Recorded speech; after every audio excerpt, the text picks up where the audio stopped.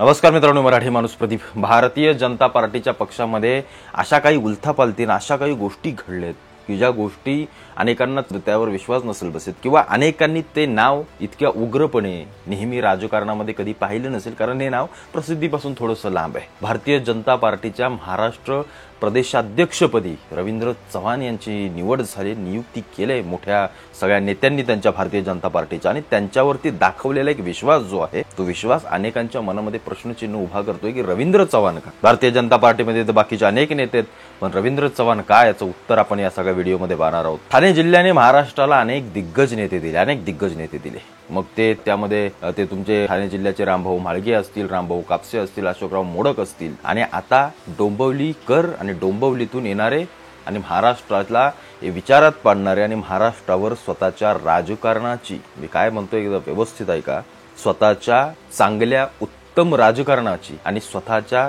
राजकीय युक्तीची आणि शक्तीची ताकद दाखवणारे रवींद्र चव्हाण आता ठाणे जिल्ह्यातून महाराष्ट्राच्या राजकारणामध्ये महत्त्वाचा प्रवेश करतात।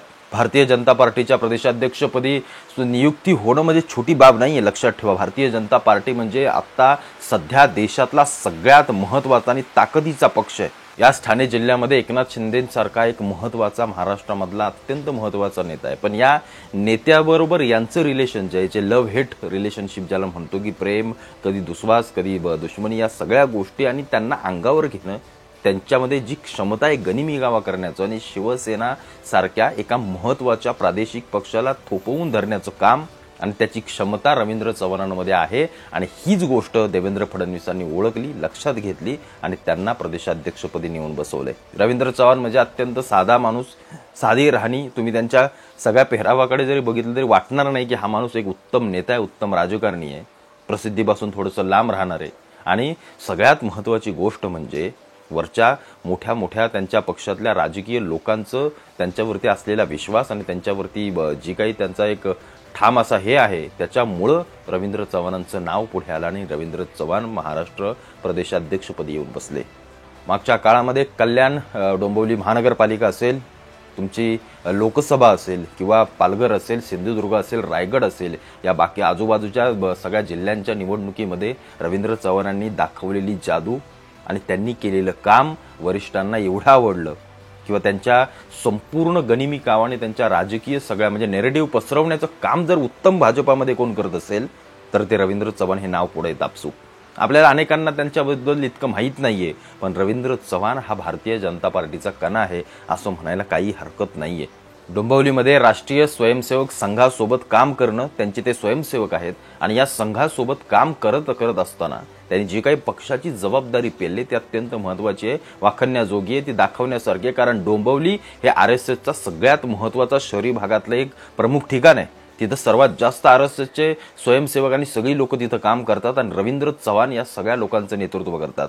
मराठा समाजातील सगळ्यात महत्त्वाचा नेता म्हणून रवींद्र चव्हाणांची ओळख आहे आणि त्याच्यामुळे भारतीय जनता पार्टीने त्यांच्यावरती अजून एक ही जबाबदारी टाकली, कारण येणाऱ्या काळामध्ये या निवडणुकीमध्ये जारंगी पाटील आता काय 29 ऑगस्टला काय ते मोर्चा बिर्चा काढणार आहेत, परत मराठा समाजाचं सगळं वादळ घोंगावणार, परत सगळ्या गोष्टी होणार। हे चाललंय राजकारणासाठी, आपल्याला काय दिसत नाही असं गोष्ट नाहीये, पण या सगळ्या गोष्टींवरती आता अंकुश ठेवण्यासाठी भारतीय जनता पार्टीकडे कोणीतरी असावं। त्याचं सगळ्यात उत्तम उदाहरण कोण असेल तर रवींद्र चव्हाण।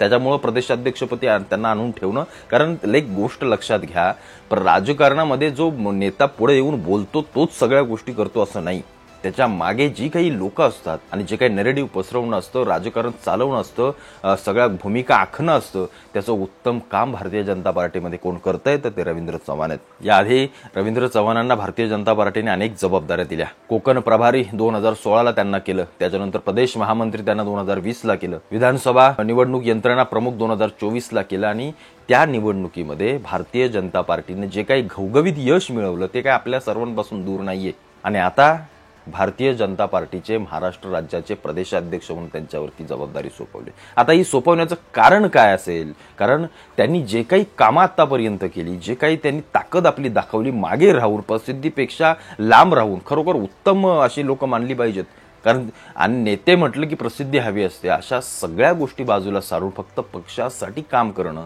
आणि पक्षासाठी आपल्या सगळ्या गोष्टी देणं, योगदान देणं, त्याचं उत्तम उदाहरण म्हणजे रवींद्र चव्हाण आहेत।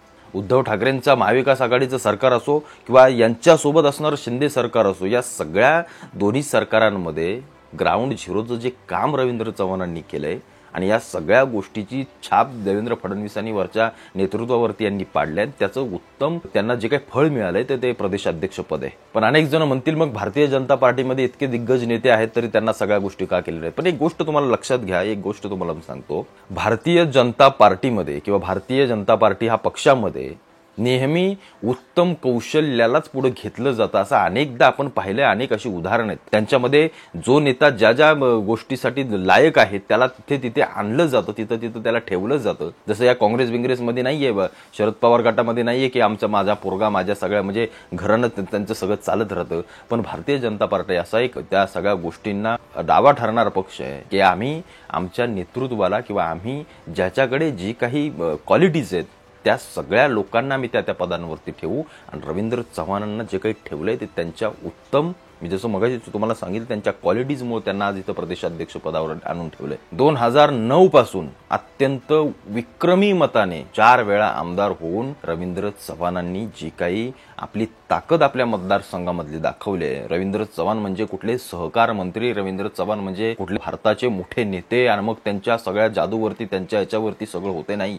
एक सामान्य नेता, एक सामान्य उमेदवार आमदारकीसाठी उभा राहिलेला आणि त्यातून सगळ्या मतदारसंघामध्ये निर्माण केलेलं आपलं वलय आणि त्यातून 4 वेळा आमदार होऊन येणं ही बाब छोटी नाहीये. 4-5 वेळा आमदार कोण होतं सलग, ज्यांचे कारखाने, दूध संघ, जे मोठे मोठे सहकारी सगळ्या गोष्टी आहेत त्यांच्या हातामध्ये, ते सगळे 4-4, 5-5 वेळा आमदार होतात. पण या सगळ्या गोष्टी थोड्याफार नसून देखील आपली जादू मतदारसंघामध्ये कायम ठेवणं, 4 वेळा सलग निवडून येणं बाब साधी नाहीये. या 4 वर्षांमध्ये त्यांनी भरपूर कामं केली. 92,000 कोटींचे रस्ते, पूल, नवीन इमारती या सगळ्या गोष्टी मतदारसंघामध्ये केल्या. ही बाब छोटी नाहीये. पक्षाला बळकटी देणं, संघामध्ये राहून पक्षाचं काम करणं, पक्षाला मोठा करणं, या सगळ्या गोष्टींवरती विचारधारेवरती काम करणारे रवींद्र चव्हाण महाराष्ट्र राज्याचे प्रदेशाध्यक्ष झालेत. पाहूया येणाऱ्या काळामध्ये काय जादू दाखवतायत. निवडणूक अगदी 2-3 महिन्यांनी वरती येऊन ठेपले महाराष्ट्राची आणि ही निवडणूक अत्यंत प्रतिष्ठेची आहे, कारण अनेक उलथापालथी राजकारणामध्ये होत आहेत. पण रवींद्र चव्हाण या सगळ्या आव्हानांना कसे सामोरे जातील, कारण त्यांना त्यासाठीच आणून इथं ठेवलंय, कारण त्यांच्यामध्ये ती क्षमता आहे आणि ती क्षमता आपण अनेकदा पाहिले. एक साधा माणूस, एक साधा विचार करणारा माणूस, पण काम आणि त्यांची जबाबदारी अत्यंत मोठी आहे, हे आपल्याला नजरअंदाज करून चालणार नाही.